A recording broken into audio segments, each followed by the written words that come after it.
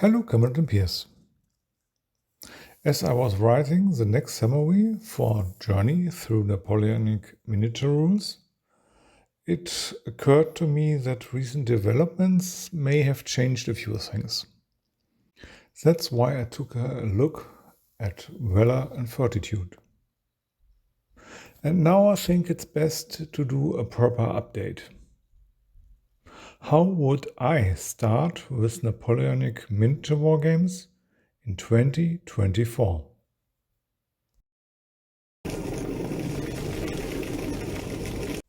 I have divided the topic into 3 parts, with a few comments at the end.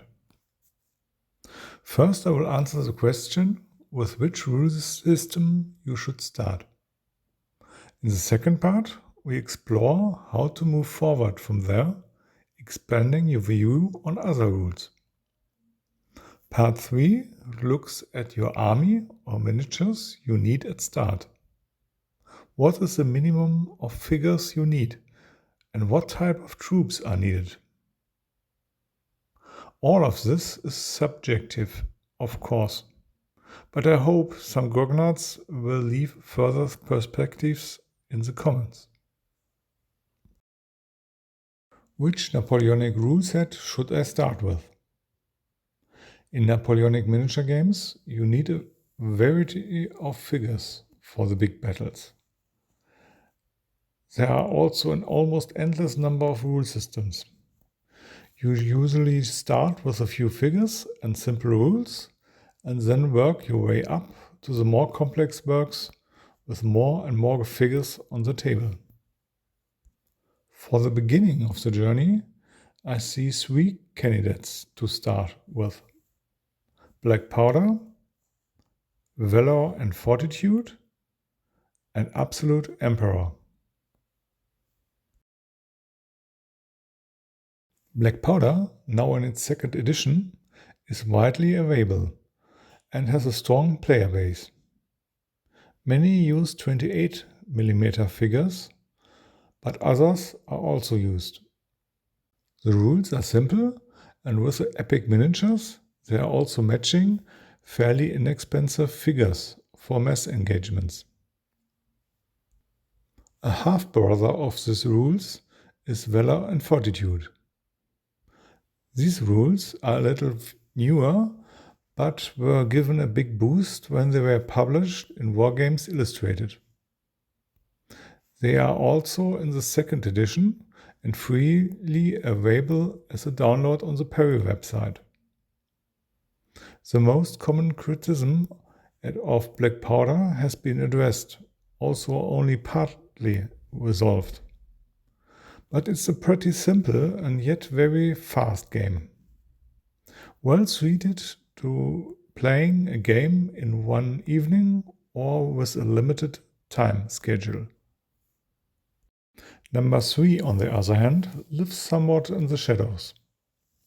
Little Wars TV wasn't very happy with it, but their critical points are my reason for recommending it. Absolute Emperor. The game uses some old-school approaches to the Napoleonic realm. This doesn't make it innovative, but it's a perfect introduction to Napoleonics.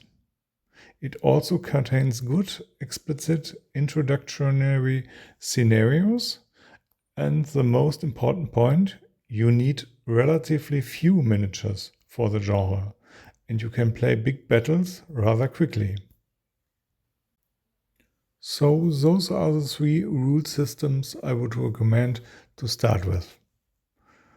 But if you don't start with Valor and Fortitude, you should still consider it as a 2nd step. Since it's free and the rules are a bit more modern, a trial game can't hurt. For the 2nd part, we'll look at players who have had their first games with 1 or 2 of the rule systems. Now there should be a slightly larger selection of figures, and you are ready to go further. All 3 rule sets use a conventional I-Go-You-Go activation system. If you want to break that down a bit, Soldiers of Napoleon or Drums and Checo's Large Battle could be considered. The latter, in particular, is available for little money and introduces some mechanics that you can later find in General d'Armée. It is still relatively simple, also the depth of the more complex games is already there. Soldiers of Napoleon speeds up the back and forth between opponents, action and reaction. However, it dispenses with large dice tables or tableaus and controls the action using playing cards.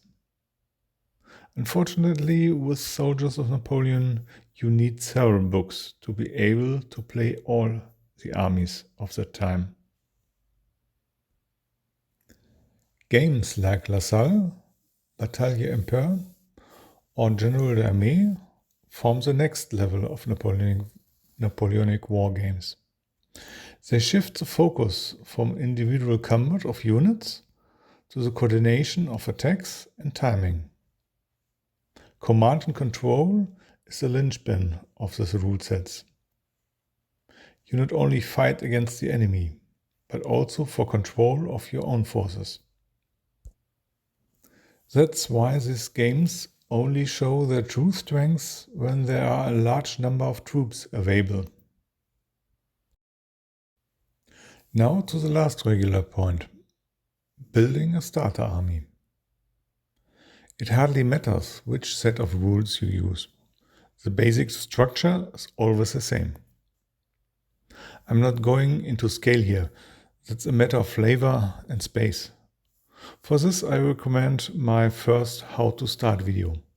A link follows at the end.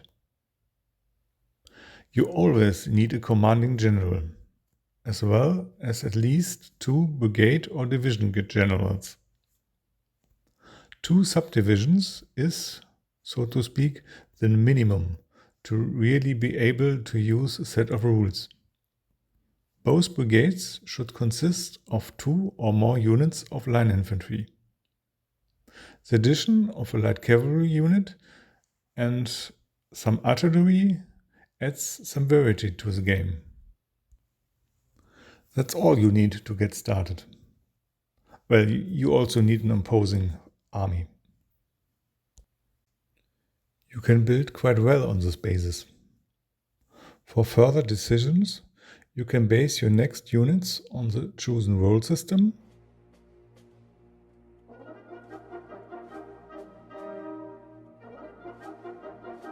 or look directly at historical templates.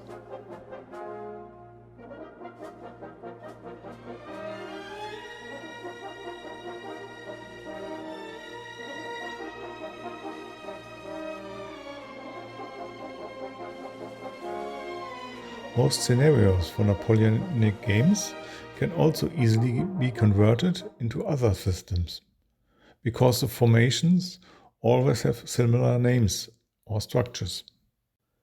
And now at the end, a few more irregular tips. Use cardboard counters if you don't have enough figures.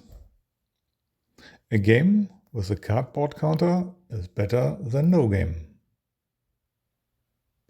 If anyone wants to try a second free Napoleonic game similar to Black Powder, they should take a look at Warmaster Revolution. There is a Napoleonic mod for Warmaster with which you can revive the forefather of Black Powder. The epic stance should be ideal for this. I will also be updating the Napoleonic miniature rules overview on my blog soon, including the top 5 lists for casual and more complex games. Till then.